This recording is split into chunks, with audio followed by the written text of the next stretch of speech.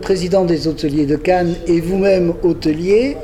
Est-ce que vous êtes un homme heureux en ce mois de décembre 2012 ? Je pense déjà, quand on est à Cannes, on est toujours heureux. Parce que je pense que c'est un lieu magique, c'est une destination extraordinaire, une marque mondiale dans laquelle, quand on est hôtelier, on a la chance tout au long de l'année d'avoir des événements majeurs qui s'y passent. Puis aussi des saisons estivales qui sont quand même relativement pleines, avec des clientèles qui viennent du monde entier, surtout sur des clientèles haut de gamme. La destination Cannes est une destination qui aujourd'hui n'est pas seule dans le monde, donc elle est nécessairement concurrencée.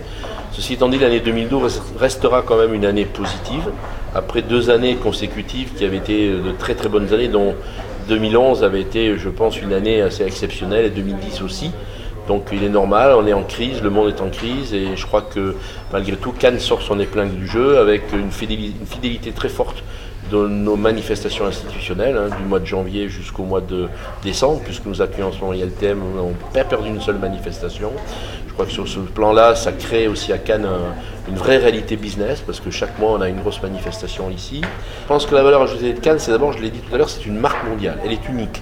La ville, c'est d'abord unité de lieu, unité de temps, on a dans un petit périmètre qui fait pas plus d'1,5 km du Vieux-Port jusqu'à, je dirais, au Martinez, tout.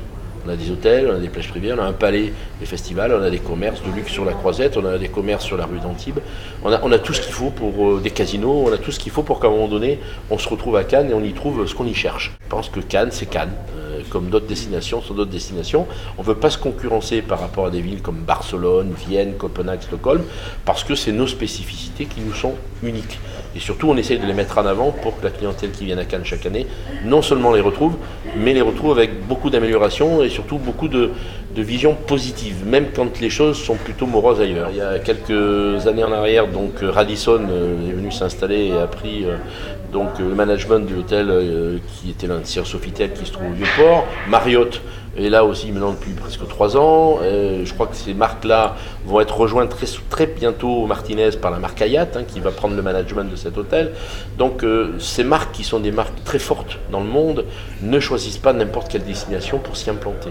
Même si elles n'investissent pas dans les murs puisqu'elles n'ont que la gestion de ces établissements, elles retrouvent à Cannes une image, elles retrouvent à Cannes une clientèle et surtout elles donnent une très forte valeur ajoutée à leur réseau.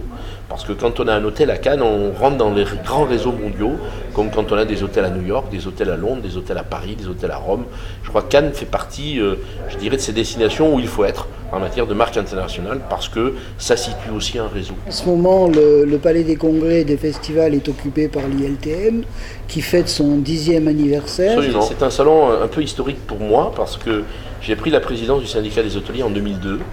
Et en 2001, lorsque pour la première fois les personnes qui avaient décidé d'organiser un salon du tourisme de luxe à Cannes sont venues nous voir, j'étais à l'époque vice-président du syndicat et on les a un peu regardés comme des martiens en disant vous voulez organiser, non pas parce que Cannes n'était pas légitime en matière d'organisation d'un salon de luxe, mais surtout en décembre.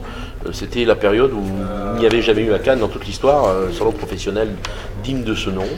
Et donc la personne qui est venue y croyait, elle dit moi je veux que Cannes à un moment donné soit le point d'ancrage d'un salon du tourisme de luxe. Nous étions 4 à vraiment y croire, dont lui.